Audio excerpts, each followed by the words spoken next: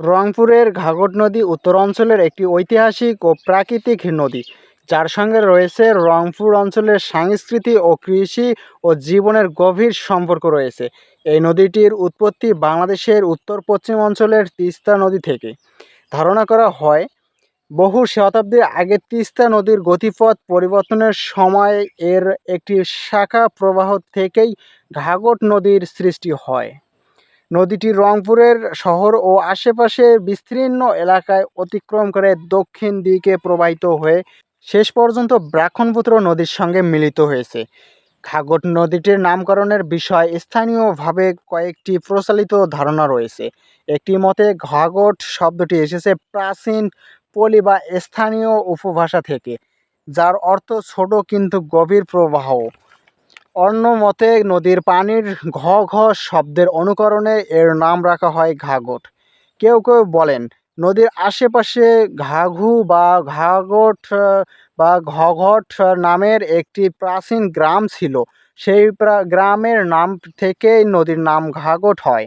ঐতিহাসিকভাবে এই নদীটি রংপুর অঞ্চলের কৃষি, পরিবহন ও জীবিকার অন্যতম উৎস ছিল। একসময় নৌকায় করে কৃষিপণ্য, কাঠ ও অন্যান্য দ্রব্য পরিবহন হতো এই নদীপথে। ঘাঘট নদীর তীরবর্তী অঞ্চলে বসতি স্থাপন, বাজার গড়ে ওঠা এবং সামাজিক বিনিময় বৃদ্ধি পেয়েছিল। এই নদীকে কেন্দ্র করে আজও ঘাঘট নদী রংপুরের প্রাণের এক অংশ।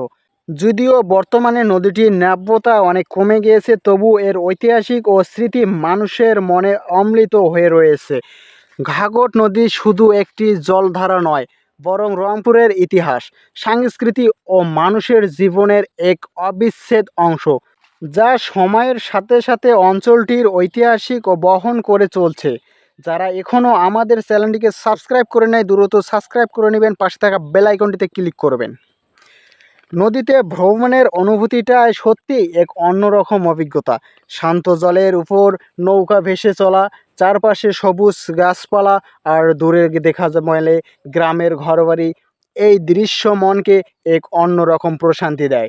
নদীর ঠান্ডা বাতাস গায়ে এসে লাগে, মনে হয় যেন প্রকৃতির কোলে বসে আছি। মাঝে মাঝে জেলেদের জাল ফেলা, পাখিদের উড়াউড়ি আর ঢেউয়ের মৃদু শব্দ মিলেমিশে এক মায়াবী পরিবেশ তৈরি করে।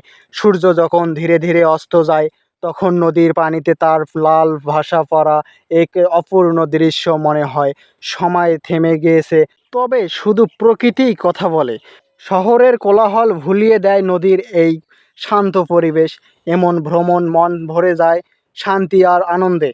নদী ভ্রমণ শুধু বিনোদন নয়, এটা মন ও আত্মার এক গভীর বিশ্রাম। প্রকৃতির মাঝে নিজেকে নতুন করে খুঁজে পাওয়ার অনুভূতি এনে দেয় নদীর বুকে এই ভ্রমণ।